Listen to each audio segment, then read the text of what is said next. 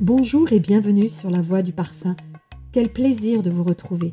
Faire entendre ce qui habituellement se sent. Voilà ce que je propose dans ce podcast consacré au parfum qui aborde l'essentiel par les sens. Avec la saison 1 et ses 40 épisodes, dont 15 interviews parfumées, nous avons rencontré des personnes aux talents fascinants et parcouru l'histoire du parfum. La saison 2 était consacrée au podcast de la jolie marque Le Parfumeur Français à Grasse. Avec la saison 3, nous entamons un voyage sensoriel où histoire, confidence, émotions et sensations stimulent nos sens pour plus de bien-être grâce au parfum.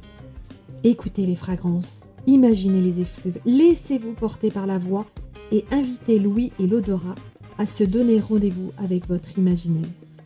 Avec les belles senteurs et les mots, savourons ensemble cette rencontre avec le parfum au travers de nouvelles interviews aussi passionnantes qu'inspirantes.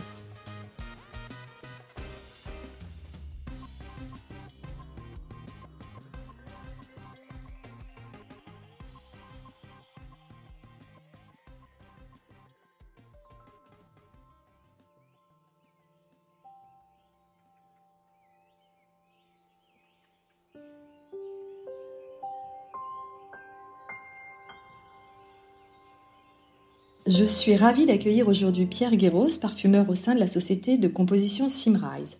Avec Pierre, nous allons voyager de Paris à New York en passant par Munich et Dubaï. Globetrotter créateur, amateur d'art, de belles senteurs et de jolies campagnes, il nous parle de souvenirs, d'enfance, d'inspiration et de création au fil des rencontres. Bonjour Pierre. Bonjour Isabelle. Je suis très heureuse de t'accueillir sur La Voix du Parfum, le podcast qui nous fait sentir et ressentir ton métier au jour le jour au sein de la société de composition Symrise. Quel est-il ? Peux-tu nous le présenter ? Être parfumeur, c'est être ouvert à beaucoup de choses. C'est être capable de traduire le monde à travers les parfums. Et donc d'être ouvert en permanence à l'air du temps, aux évolutions de la société, à tout ce qui se passe autour de nous. Et ce métier, il est né il y a très longtemps, peut-être issu d'un patrimoine familial, d'un papa grec, qui n'est pas anodin dans ton parcours. Il est toujours important de savoir d'où on vient pour être capable d'aller quelque part.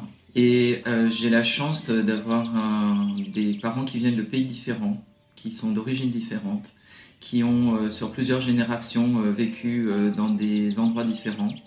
Et chaque petit moment, chaque petit endroit, je pense a semé une petite graine en moi et je l'utilise tous les jours. Quel était le métier de ton papa ? Mon père avait un atelier de cuir et de fourrure qui se trouvait rue d'Hauteville, dans le 10e arrondissement, ce qu'on appelait le Sentier. Et en fait, il fabriquait, il transformait les dessins de grands couturiers, de très grands couturiers, pour leur collection particulière de cuir et de fourrure. Est-ce que les souvenirs olfactifs de cette époque ont laissé des traces et aujourd'hui, comment ils rejaillissent ou comment ils s'imprègnent dans tes créations ?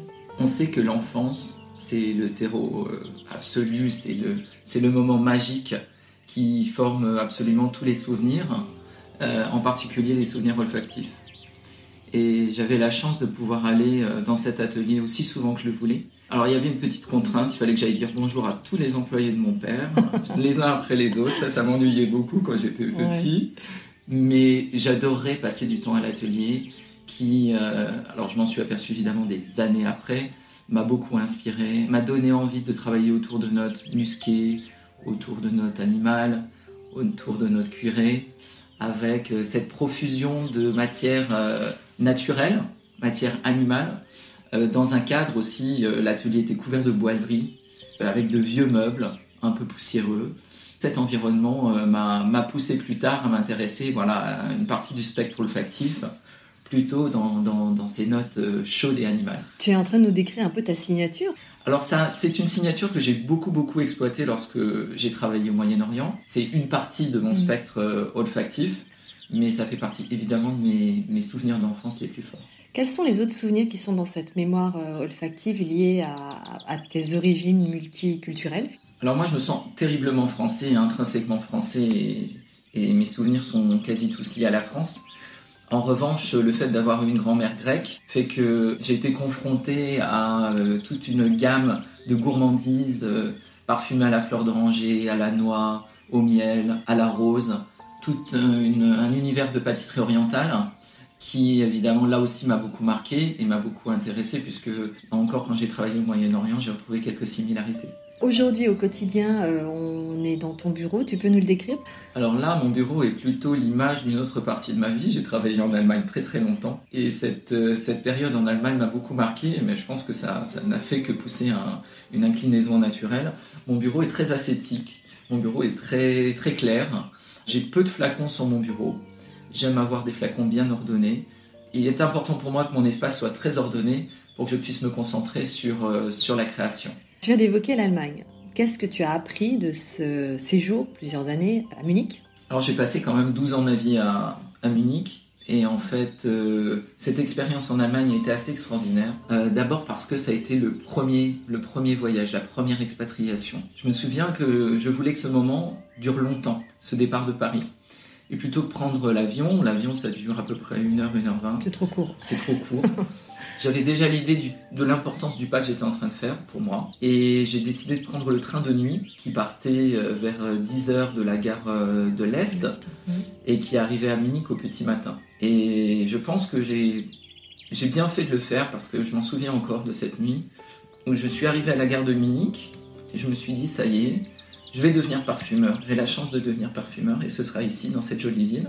J'ai passé la matinée à me promener dans Munich. J'ai eu le sens du départ, le sens du voyage et le sens de l'importance de cette journée. Comme un voyage initiatique, on a l'impression que tu es venu pas à pas vers ce métier, vers cette ville et vers cet univers. En fait, le premier pas est le plus important. C'est vrai que quand on est dans un univers familier, j'habitais au-dessus de chez mes parents. J'avais toujours vécu à Paris. J'avais déjà beaucoup voyagé, le voyage m'intéressait. Okay. Mais de partir, alors l'Allemagne, ça peut paraître très proche. Et en fait, passer une frontière, c'est quelque chose qui est très important parce qu'on découvre un nouveau monde, on découvre une nouvelle façon d'être et de penser. Je ne le savais pas à l'époque, mais ce premier pas allait me mener à différents endroits. Alors, des souvenirs que tu en as, quels sont vraiment les plus marquants dans ce que tu as appris ? Parce que là, on est vraiment dans le début de ta carrière. Alors d'abord, avoir la chance d'accéder à ce merveilleux métier, avoir la possibilité d'apprendre dans un environnement qui soit à la fois bienveillant, où on laisse le temps à la petite graine de parfumeur de se développer. C'est au départ d'une carrière toujours assez stressant, légèrement anxiogène. On a envie d'être à la hauteur de la chance qu'on vous donne. Et j'ai eu la chance merveilleuse de travailler dans une société, Drôme, qui était extrêmement bienveillante, dans un environnement qui était un environnement provincial, tranquille, en Bavière, des montagnes qui sont douces, des villages qui sont jolis, des lacs, des forêts, un accès à la nature facile. Et j'ai passé des premières années de parfumerie merveilleuses là-bas. J'ai eu des mentors qui étaient extrêmement bienveillants. Ça m'a permis de commencer ma carrière de parfumeur en me concentrant sur ce qui est le plus important, c'est-à-dire faire ses gammes et apprendre à formuler. Et tu as appris l'allemand là-bas ?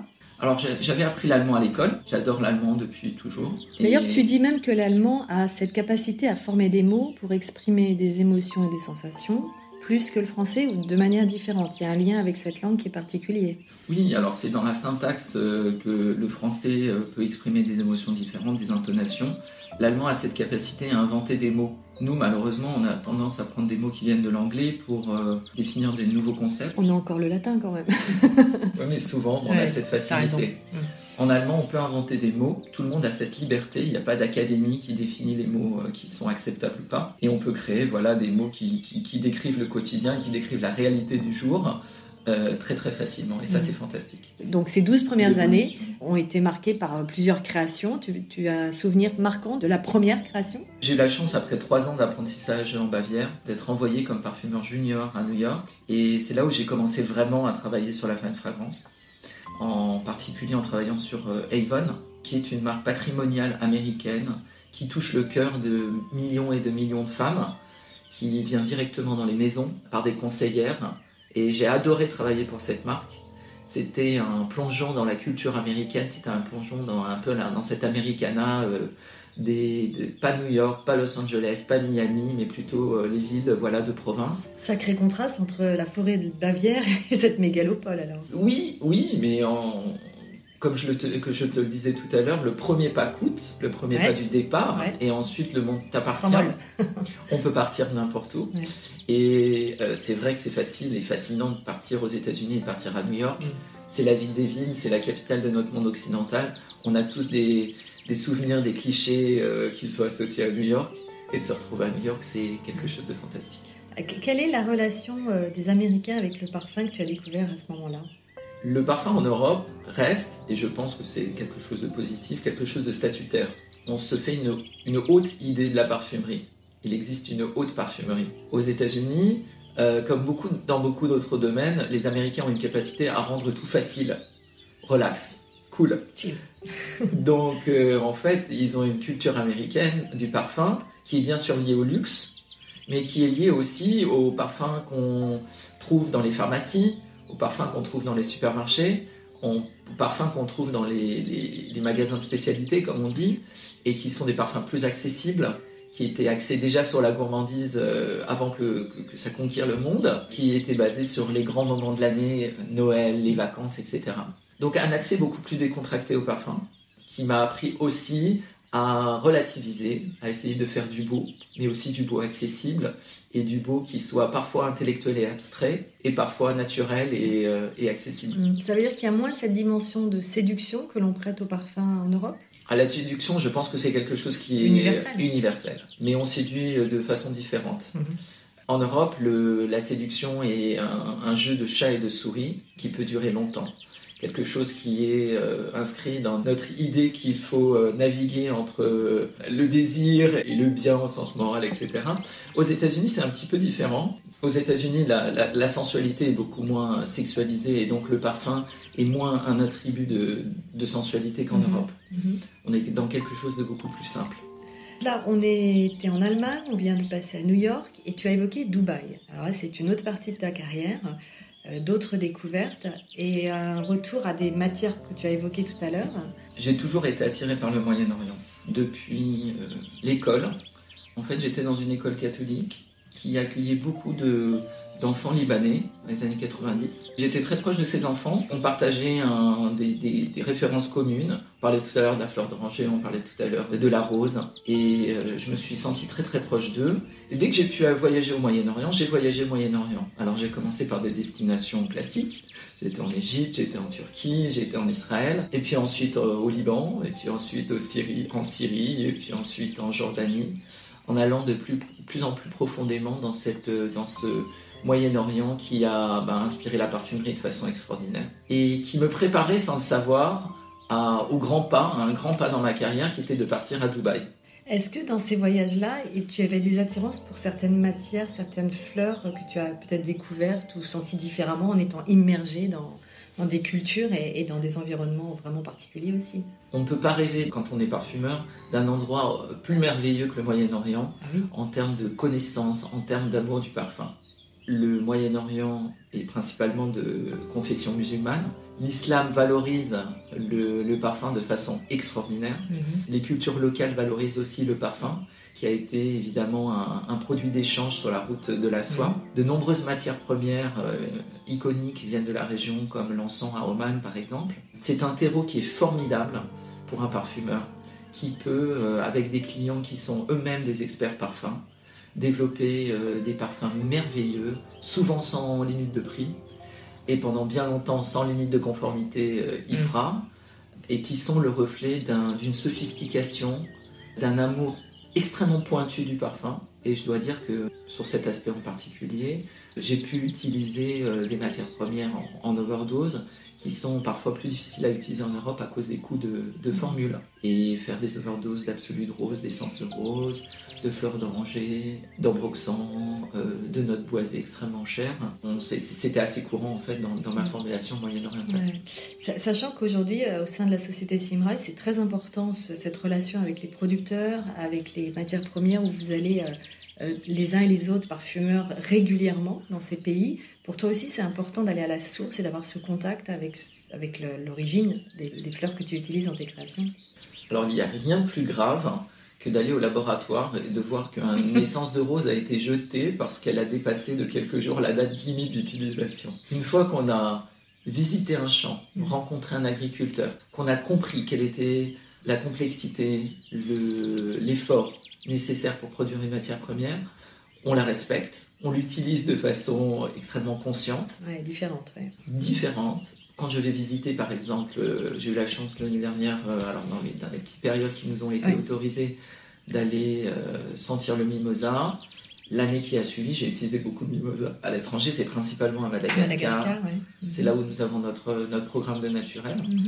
Une île fantastique, une île généreuse, avec un peuple extrêmement bienveillant, amical. On a la chance de partager une langue commune. Et cette langue commune, elle nous permet de communiquer avec les agriculteurs, d'avoir une relation directe avec eux. On a l'impression que c'est une grande famille quand on vous voit sur place les uns et les autres. En fait, on a un rapport franc, direct, amical, bienveillant, comme on dit en allemand, collégial, parce qu'en fait, beaucoup sont des employés de Symrise, directs. On passe pas par des intermédiaires. Et donc, on développe ensemble des matières premières. Souvent, certaines matières premières sont développées à la demande des parfumeurs. On va à Madagascar, on parle avec nos collègues de Madagascar, on leur dit on aimerait quand même bien avoir une feuille de mandarine. On aimerait bien avoir une collection de poivres. On aimerait bien avoir un géranium, mais un géranium qui soit typé Bourbon, comme on l'a senti il y a 30 ou 40 ans. Et à partir de ces demandes parfumeurs, il y a tout un processus qui se met en route avec les agriculteurs et puis avec les équipes techniques pour essayer de nous satisfaire, et ça c'est fantastique. De ces séjours à l'étranger que tu as fait, que tu continues de faire, tu rapportes des senteurs, des souvenirs et des photos, des notes. Tout ça, ça crée le terreau pour tes créations. On est beaucoup plus influencé par le visuel que l'olfactif. Et même un parfumeur qui voit le monde à travers son nez a besoin de ces supports visuels pour se souvenir des moments, pour se souvenir des gens. Et j'adore faire de petits carnets quand je voyage, en essayant de garder absolument tout ce que je peux. Un peu herbier avec des herbes que je sèche entre les pages. Quand je visite quelque chose avec les tickets, des petites anecdotes. Je me souviens par exemple quand je suis parti en Chine pour Drôme, on m'avait appris à compter d'une certaine façon puisque les Chinois ne comptent pas exactement avec les doigts de la même façon que nous. J'avais noté toutes les façons dont on comptait en Chine. De la même façon, j'avais fait traduire mon nom, la signification de mon nom en chinois, on avait écrit les idiomes. Et ce sont des choses que je retrouve avec grand plaisir. Maintenant, je travaille un peu plus pour l'Asie, je travaille un peu plus pour la Chine, et je me sers de ces notes prises maintenant il y a 15 ans comme point de départ pour mes créations. Alors mon esprit cartésien, mon esprit un peu germanique voudrait que ces carnets se ressemblent, soient les uns à côté des autres, aient la même forme, aient la même épaisseur, etc. Mais évidemment, les voyages sont différents. Il y a des voyages où j'ai envie de dessiner, des voyages où j'ai eu envie d'écrire, des voyages où j'ai juste eu envie de collectionner des petites choses. Et donc, ils ne se ressemblent pas du tout. Ils sont dans une boîte, dans mon bureau, et j'y pioche vraiment très souvent. Est-ce qu'il y a d'autres arts dans lesquels tu puises aussi des inspirations, des courants artistiques, peinture, sculpture ou même musicaux ? La créativité et la création, c'est quelque chose qui, à mon sens, n'est pas inné. Il faut être nourri en permanence de plein de choses qui, sur le moment, vous paraissent anodines, qui, sur le moment, vous paraissent fugaces, qui, sur le moment, vous paraissent étrangères à votre art, mais qui, cumulées, twistées, transformées, sont la base, en fait, de notre créativité au quotidien. Alors évidemment, moi, déjà, premièrement, je suis un touriste dans ma propre ville. J'adore Paris, j'adore me promener dans Paris. J'adore visiter chaque coin de Paris. Paris pour son côté monumental, Paris pour son côté populaire. J'ai la chance d'habiter dans le 18e arrondissement, qui est un arrondissement kaléidoscope avec chaque rue, chaque quartier qui est différent et qui m'apporte des choses différentes. J'aime la peinture du 19e, j'aime l'art viennois des années 10, des années 20. J'aime la gastronomie, la cuisine, j'adore la pâtisserie, la botanique. J'ai la chance d'avoir un jardin en Provence. Je l'appelle le jardin extraordinaire parce qu'il est extraordinaire à mes yeux. J'adore la chanson de Charles Trenet en plus. C'est un jardin qui est dans un environnement rude, un environnement de garrigue provençale, dans lequel j'essaye de faire pousser toutes les plantes que j'aime, les plantes de la parfumerie. Ce sont des plantes qui poussent lentement, qui sentent merveilleusement bon. J'ai des collections de cystes, de romarin, de thym, de lavande, de genévrier. Et ce jardin me permet de comprendre aussi, de faire un parallèle avec mon métier. Il faut beaucoup d'humilité pour être parfumeur. Il faut beaucoup d'humilité aussi pour être jardinier. Ouais. On est dépendant des cycles de la nature. Ouais. Et ces cycles de la nature me poussent aussi en tant que parfumeur à m'intéresser de plus en plus à la naturalité de mes parfums, à l'éco-responsabilité de mes parfums. J'aime de plus en plus utiliser ces essences méditerranéennes. On a beaucoup parlé de souvenirs, une partie de notre patrimoine olfactif français, européen, et j'aime beaucoup les utiliser. Ce rapport à la nature fait évoluer le rapport au temps, parce que tu parles d'humilité, mais aussi de patience finalement, et le cycle des saisons fait que, tout à l'heure tu as dit qu'il fallait plus de 2 ans pour faire un parfum, on a un rapport au temps qui est quand même assez différent, et peut-être en paradoxe avec notre rythme de vie qui est trépidant. C'est vrai, si on plante un abricotier, il faut attendre 3 ans pour avoir nos premiers abricots. Si on plante un olivier, il faut attendre 10 ans pour que l'arbre soit mature. Évidemment, c'est un autre rapport au temps. On dit qu'on plante un olivier pour la prochaine génération. Par contre, pour l'abricotier, j'espère pouvoir profiter de mes fruits d'ici 2 ans. On repasse dans 2 ans alors. Toutes ces petites choses font que, au quotidien, j'ai rarement le syndrome de la page blanche. Parlons-en de ce syndrome de la page blanche que tu as la chance de ne pas avoir. Au quotidien aussi, il t'arrive souvent de travailler en équipe. Qu'est-ce que tu aimes dans le travail en équipe? Ou alors, à l'inverse, est-ce que tu préfères un travail plus solitaire? La parfumerie est un monde très concurrentiel. Et les sociétés de création sont en concurrence les unes après les autres. Et le processus de créer un parfum qui peut durer parfois 2 ans, c'est un processus de très longue haleine. C'est un processus dans lequel on doit se remettre en cause en permanence. On doit essayer d'être techniquement le meilleur, créativement le meilleur. Et j'ai la faiblesse de croire qu'à plusieurs, on va créer un meilleur parfum, un plus beau parfum, un parfum qui aura plus de chances de gagner le brief. Autant cette concurrence extérieure est forte, autant je ne souhaite pas de concurrence interne forte. Et le meilleur moyen d'avoir un environnement de travail bienveillant, c'est de travailler ensemble et de partager. Est-ce qu'il y a un parfum que tu rêves de réaliser, comme un Graal, dont tu es en quête? J'aime l'idée qu'on réinterprète en permanence les matières premières les plus iconiques de la parfumerie. Exemple? La rose. Chaque génération, je dirais même demi-génération, tous les 10 ans, on a une nouvelle génération de parfums rosés sur le marché. Et on a l'impression que tout a été dit sur la rose. On a l'impression que la rose, c'est vieillot, c'est ennuyeux. Mais non, on arrive toujours à trouver de nouveaux biais, de nouvelles façons de réinterpréter la rose. Et ça permet de nous garder en haleine, en permanence. Le pire, ce serait de réinterpréter des thèmes que j'aurais créés il y a déjà 20 ans, et de tourner avec une espèce de style, de patte. Et donc, le parfum que je rêve de créer, c'est le prochain parfum. Le prochain parfum qui aura du succès. J'aime l'idée du parfum populaire qui est porté par beaucoup de gens. Le parfum qui est offert à la fête des pères, le parfum qui est offert sous le sapin à Noël. J'adore la parfumerie de niche, j'adore la parfumerie un peu plus intellectuelle. Mais l'idée que le parfum soit un produit qui fasse partie de la vie quotidienne des gens, ça j'adore. Être parfumeur, c'est aussi être audacieux, et vous êtes en train d'expérimenter des parfums aux légumes. Oui, c'est vrai. Toute audace, 10 ou 20 ans plus tard, paraît être une évidence. On a une palette de naturel qui n'est pas figée, mais c'est extrêmement dur de trouver de nouveaux ingrédients dans la nature qu'on puisse exploiter en parfumerie. Donc c'est pour ça que ce qu'on fait en général, c'est qu'on crée des fractions, on crée des transformations techniques de produits qui existent déjà. Avec les légumes, on a la chance d'explorer une nouvelle partie du spectre, qui est bien en phase avec notre époque, puisque nos Syntrap légumes sont upcycling, c'est-à-dire qu'ils utilisent des déchets d'autres industries pour créer quelque chose de beau. Et l'accueil a été formidable. Après la surprise, après le scepticisme peut-être. Un parfum aux oignons, ça peut laisser sceptique. C'est vrai, mais quand on a été en Asie, qu'on a goûté du jackfruit, du durian et un certain nombre de fruits de la passion, etc., on sait qu'il faut une petite odeur d'oignon, une petite odeur d'ail pour créer un fruit exotique qui soit délicieux et proche de la nature. Parmi les légumes cités, il y a donc l'oignon, l'artichaut. Il y a l'asperge. Il y a le poireau et il y a d'autres choses qui vont arriver. On n'en est qu'au début. Et c'est assez extraordinaire de se dire qu'on ne les utilise pas pour l'ingrédient lui-même, mais comme à chaque fois qu'on a une nouvelle matière première, on se projette et le poireau devient une nouvelle mousse, l'ail devient une façon, comme je disais, de travailler des fruits exotiques, et l'asperge devient une nouvelle note verte naturelle qui pourrait peut-être remplacer le galbanum.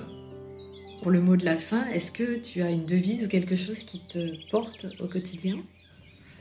Comme je te le disais tout à l'heure, l'idée de créer le prochain parfum, d'être tout le temps en mouvement, d'être tout le temps dans l'envie de faire, de vivre de nouvelles expériences, c'est vraiment mon motto. J'essaye chaque jour de remettre mon travail sur l'ouvrage et d'être capable de créer le parfum de demain qui soit en accord avec son époque, parce que je pense que le parfum, c'est aussi quelque chose qui est sociétal, et j'ai envie de créer des parfums de mon temps. Voilà. Merci Pierre. Merci beaucoup Isabelle.